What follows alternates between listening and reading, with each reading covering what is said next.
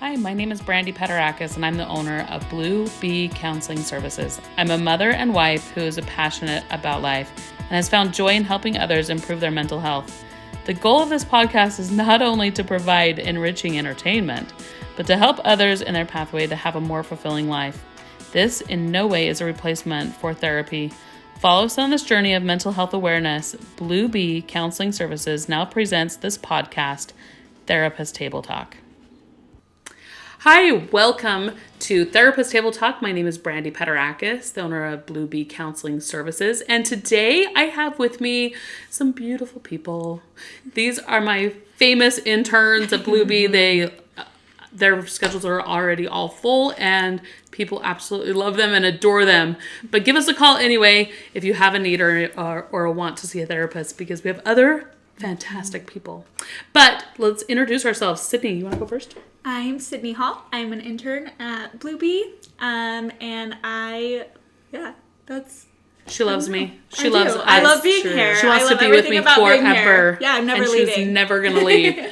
I know, we're so happy to have Sydney. She's so smart, and I love it. Some of the things that she says, I'm like, oh, I wish I was that smart when I was an intern. Dang it. And how young, too. Like, not that you're young. You're in your... But, yeah. You're in their elderly 20s. But, elderly 20s is a good term. I like that. But still, I wish I was that smart when I was in my elderly 20s. And Sarah. So beautiful Sarah.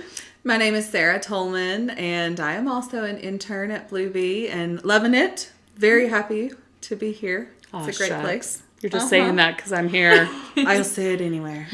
That's awesome. Well, if you want some really good advice on how to be a great intern at Blue Bee Counseling, you have two great people to talk to.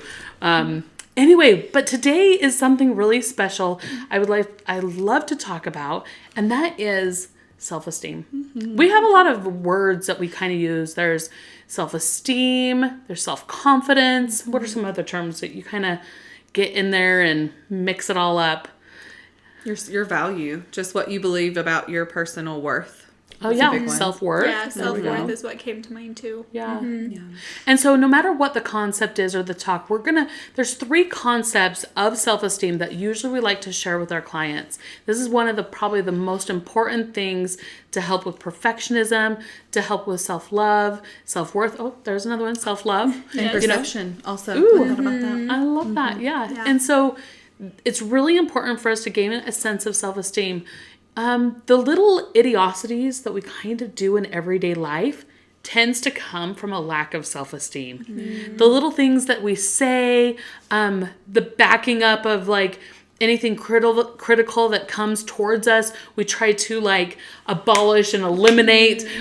Finding fault within ourselves. Sometimes we have to like point our fingers at everyone else around us because we can't hold that feelings of inadequacies. And so I love teaching the 3 concepts of self-esteem because I feel like if we can master 3 self-esteem concepts, then we can master almost everything. Yeah. I have found that it pulls down perfectionism. It pulls down anxieties. I feel like depression has been healed from it. Suicidal ideations has come or has been eliminated from this, as well as like even some OCD things and some ADHD. Yeah. So if you're struggling with any of those things, this might be a really good thing for you to kind of listen to today and see if any of these things kind of hit home with you. So let's get started. We're going to start with Sarah. She's going to talk about the first concept of self-esteem. The very first one that we want you to be aware of is the importance of celebration. And there are so many things worth celebrating in your life. This doesn't need to just be the big holidays, which I think is what a lot of people fall into that trap of, well, I need to celebrate. Oh, it's my birthday. It's Christmas. It's Labor Day. The things that our major milestone holidays, and the danger with that, if we're only celebrating at those times, it can almost become a chore, like a habit, which is then an obligation, which is then perfectionism if we're not. And so this vicious cycle can start up. But if we look at celebration as something that's an opportunity for us to do because we are worth celebrating, not only do we end up having greater opportunity and increased variety of celebrations, but we get to tie those celebrations back to that self-worth of us, that we are worth celebrating, and the accomplishments that we have are worth taking note of. So what's something that you feel like you celebrate in your life? Ooh, this is a really good question. I think for me, I had to celebrate the fact that I woke up on time this morning. Yes. The fact that the alarm went off and I was bing, out of bed, and my husband didn't have to be nudgy, you know, hey, your alarm went off, but I don't want to tell you that because you might growl at me. Yes. But that was a big celebration for me, which is really great. I love it. Yeah, I also just went camping and I cleaned up the mess, which, and by the way, I cleaned up the mess in 3 days, not in a week. That's awesome. And some people on the other side of this are probably thinking, you took 3 days? That would drive me absolutely nuts. But you did it. And then there's other people watching it oh my gosh, you're amazing. 3 days. I feel like anytime I talk to my clients about this one in particular, and I have them try to identify things that are worth celebrating, they have a hard time, right? Yeah. It's a really hard exercise, which feels like it should be something that's kind of simple, right? We like to believe that we're really good at holding ourselves in high esteem. And so I'll point out for them, you're sitting in therapy right now. Look at you. That's really worth celebrating. And they're like, but I'm in therapy because I'm not doing it. And I'm like, no, there's no but. Yes. You're here in therapy. You drove yourself here today, or you logged on to meet with me. That is so awesome. You asked for help. Right. Yes. And so I think, too, with celebrating, it's important to be mindful of how we shift our perspective around what's worth celebrating, because we also have this idea of what's worth celebrating, right? And it's always the big things. And so I always like to encourage clients when we talk about this one, all those things that you think you have to do because mom and dad tells you have to do them, you accomplish them, and that's amazing. Yes. And you get to celebrate that. 100%. We went to Red Lobster a week ago. And when we walked in the door, the waitress was like, so what are you celebrating today? First instinct was to say, oh, nothing. We're fine. Right? It's no one's birthday. Nothing. And we just didn't want to cook dinner tonight. There it is. Yeah. But I stopped myself and said, we made it through alive the first week of summer. We're here. Yeah. We are here. We made it. Kids have been home for 1 week and everyone's fine. We are happy. Yes. We are celebrating. And she laughed a little bit, but I was like, no, for real. That's any little thing that we feel that need to celebrate, or just the desire. If you even have a little desire, you feel a little bit proud of an accomplishment that you've done, celebrate that and give your self-worth that little bit of boost of recognition to say, I'm doing it. I'm doing things. Yes, this is kind of goes back to the we can have something that happens on that first date and it ends up being oh my gosh, I've had a bad month. You know, and instead it's looking at it, no, it's just a bad moment, or it's just a bad hour, or can it just be a bad day and not a bad year? You know, let's just kind of hold it into where it's supposed to be and then move on from there.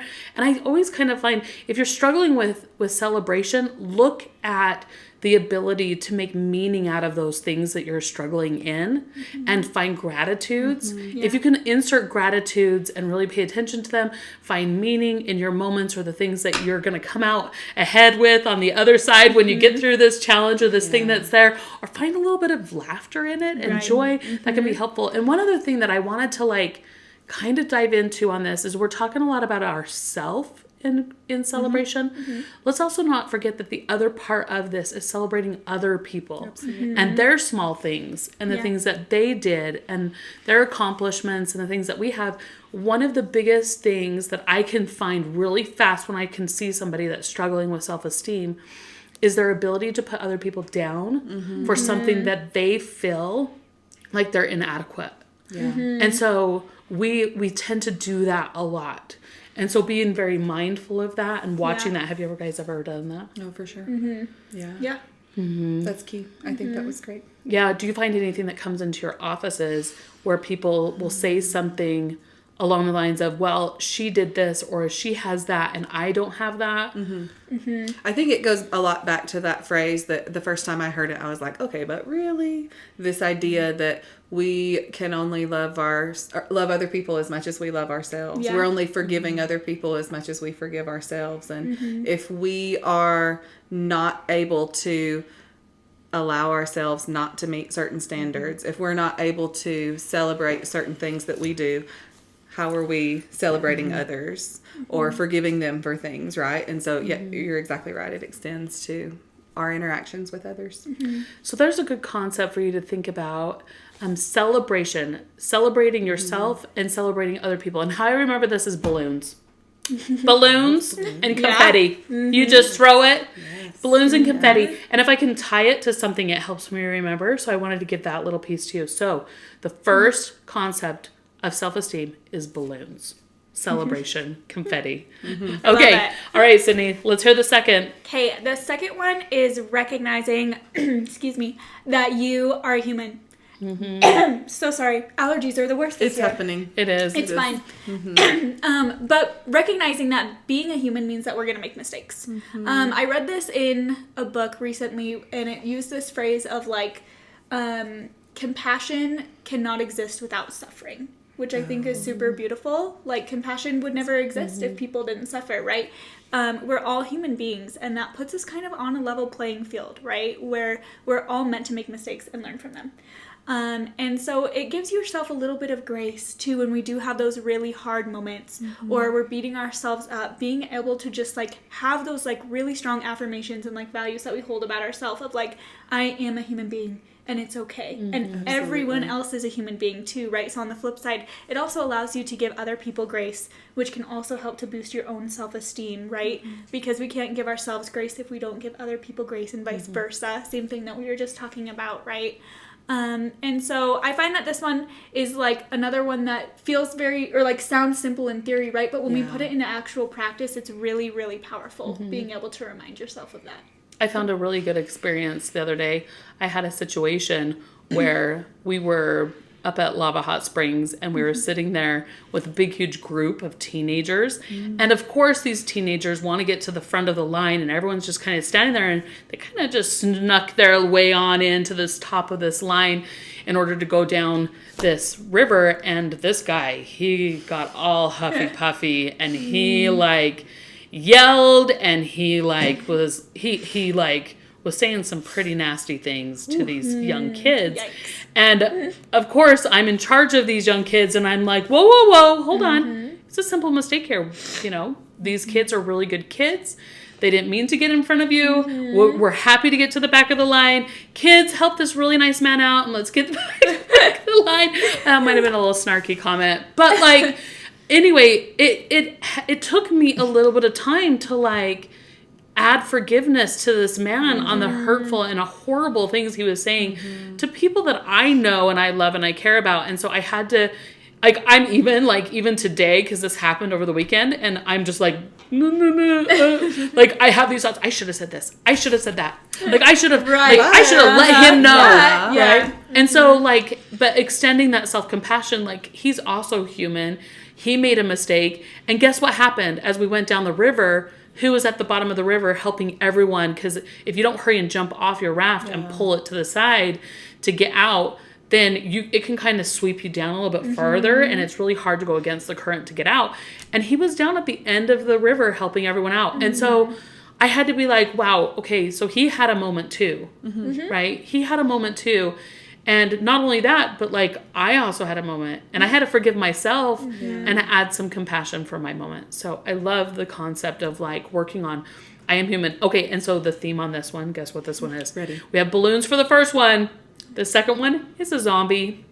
Did not see that coming. Did not. Please explain. I thought I would throw it too. I used to use a foot or a hand and it just got really boring. Okay. So I added in a zombie because it helps us recognize that we are human. We're not a zombie. We don't need to go through autopilot on just feeling bad for ourselves all the time, going through the motions, but to really awaken ourselves and add like that awareness in there that we are of worth and of value. That's great. And that we are human.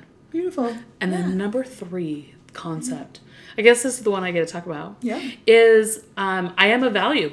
Recognizing that we are valuable in our families, we are valuable in our communities, we are valuable in the little everyday things like waving at the mailman as he drives by, like you know, we're valuable in the things that we take 5 minutes and do with our children or say to our neighbor, and that there's a part that we have to play in every avenue of our life, and not just for us but for other people as well. Right. And so I kind of like to use this one as one of those times where we can sit back and say, there's so many thoughts that goes through our heads of that I'm not good enough, like those I'm nots that get in the way, or the always and nevers that kind of get in the way, and to really watch for those those concepts that we kind of say ourselves, the intrusive thoughts, and be critical, be critically minded. And always, I like to tell my clients, like, assume for the best, but never for the worst. Like, if you can assume for the best, it can help a ton. And so, any thoughts on I am of value? What you said about not thinking in always or never.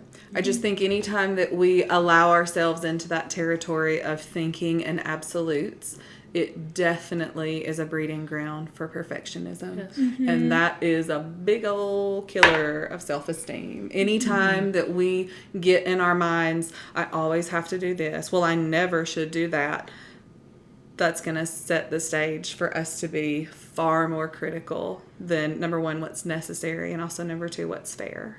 So I love that. I think too that with values and like finding yourself a value is that I find a lot of times with clients when we talk about this one in particular, that like the behaviors that they're struggling with or getting down on themselves for are actually reflections of these like negative core beliefs about themselves that they've internalized over time. And so finding yourself a value is a really powerful way to start kind of shifting those core beliefs and behaving in a way that shows that you really do love yourself and hold yourself in high esteem. That's so beautiful. I find it interesting too that I tend to put, and I don't know if everyone else does this, I hear it come in my office, so I'm assuming that is true, but I find myself putting everyone on a pedestal around me. Oh, well, they're better at this than I am. Oh, well, I can never do that the way that they do that. Or, of course. Yeah. Hear that one? And so I get to the point where I say, stop putting people on pedestals. They don't deserve to be up there. Yeah. And I definitely don't deserve to be up there. So don't put me on a pedestal, because then we just disappoint you, and then you get angry or frustrated, or you tend to try to knock other people down off of the pedestal that we put them on. And we're trying to find proof around why they're not good enough to be up there. And that can be harmful, for our sense of self. So, like, putting everyone on the same playing ground. And if you happen to put someone on a pedestal, celebrate the fact that they did something really cool and that they can be up there for now, for this thing, for this moment. And so that's one thing that I really, really try to stress in my offices with my clients. And then also recognizing that other people are of value, and they get to do things better and maybe even more productive than what we can do. And that is okay. And that our value, we have a different area that we hold ourselves in value to. I like that. Right. That's beautiful. Well, these are the three concepts of self-esteem. I would love you to challenge them. Challenge them and give us another one that doesn't fit into one of these three areas. I've been looking. I haven't seen one. So this is kind of what I've used in my practice. It works really well. But these are one of the three concepts of self-esteem. Okay, so now the third item. We have balloons. We have a zombie. And now value. What else than a sparkly diamond? What else? Love it. What else? Perfect. So now that you can remember them, here we go. Let's test yourself. What are the three concepts of self-esteem? Da, da, da, da, da. Confetti, balloons, zombie, and diamond ring. All right. Well, we hope you have a chance to implement these and some of these tricks and practices, put them into your life, call out those intrusive thoughts and those lies that you're telling yourself. Get out there, enjoy life, create some meaning out there, and really find your sense of self-worth and self-expression in the pathways of doing this. And I think that it's going to pull down those levels of anxiety and depression and give you a good old shot of some extracurricular fun and maybe a new pathway of doing something new. Absolutely. All right. Well, thanks for joining us. We'll see you next time.